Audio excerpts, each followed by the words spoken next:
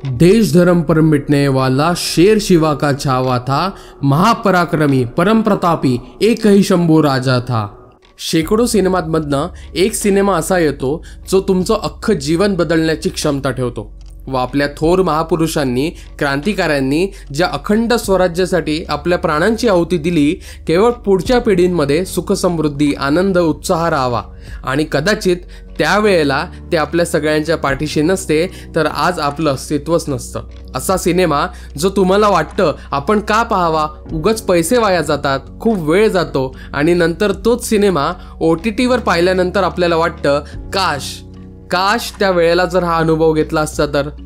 तसाच हा सिनेमा आहे।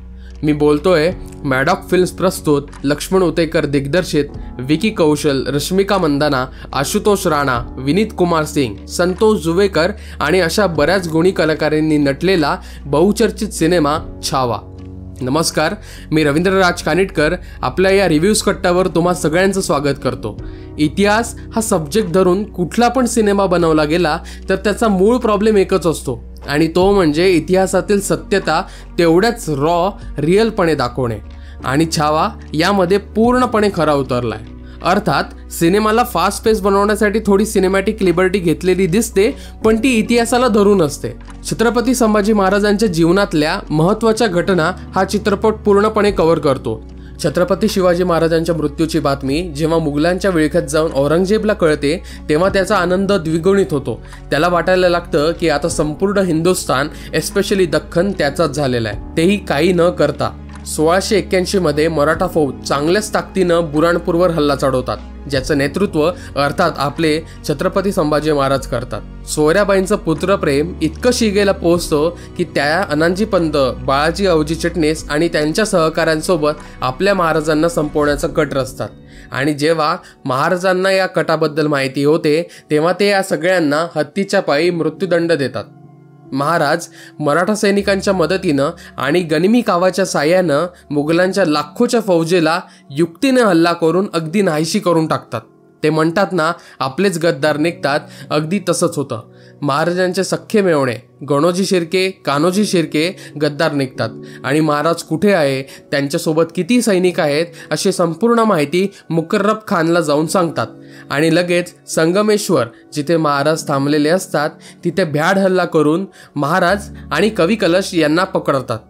अगदी मृत्यूलाही थरका पुढेल अशी भयानक यातना या दोघांनाही दिली जाते, आणि 11 मार्च 1689 रोजी छत्रपती संभाजी महाराज आणि कवी कलश यांनी आपल्या प्राणांची आहुती दिली। छावा प्रख्यात कादंबरीकार शिवाजी सावंत यांच्या गाजलेल्या छावा या कादंबरीवर आधारित आहे। लक्ष्मण उतेकर ज्यांनी याआधी मिमी, लुकाछुपी या सिनेमांचं दिग्दर्शन केलं, त्यांनी हा सिनेमा अवघा 130 करोडमध्ये बनवला।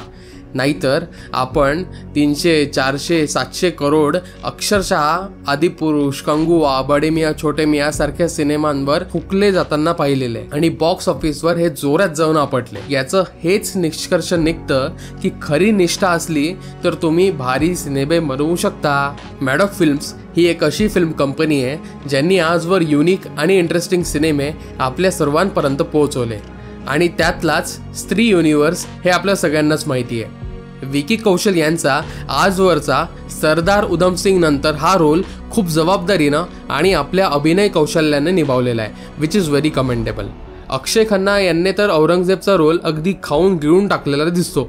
रश्मिका मंदानाने येसुबाईंचा रोल खूप चांगला साकारलाय, पण कधी कधी त्यांचं साऊथ ॲक्सेंट बोलताना जाणवतो, जे इतकं टोचत नाही, which is fine. Ashutosh Rana यांनी सरलष्कर हंबीरराव मोहिते, दिव्या दत्ता यांनी सोयराबाई भोसले, किरण करमरकर यांनी अण्णाजी दत्तो, संतोष जुवेकर यांनी रायाजी मालगे, आशिष पातोडे यांनी अंताजी गंदे, सारंग साठे आणि सुव्रत जोशी यांनी गणोजी आणि कान्होजी शिर्के यांची भूमिका खूप भारी पार पाडलेली आहे। विशेष करून कौतुक करायचं झालं तर ऋषी वीरमानी, इर्शाद कामिल यांचे संवाद, AR रहमान यांचा बॅकग्राऊंड स्कोअर सिनेमाला नेक्स्ट लेवल घेऊन जातं। विनीत कुमार सिंग कवी कलशांची भूमिका साकारली आहे, ते शेवटच्या क्षणाला त्या कवितांमधनं एकमेकांना निरोप देणं, बापरे, डोळ्यात पाणी येऊन जातं।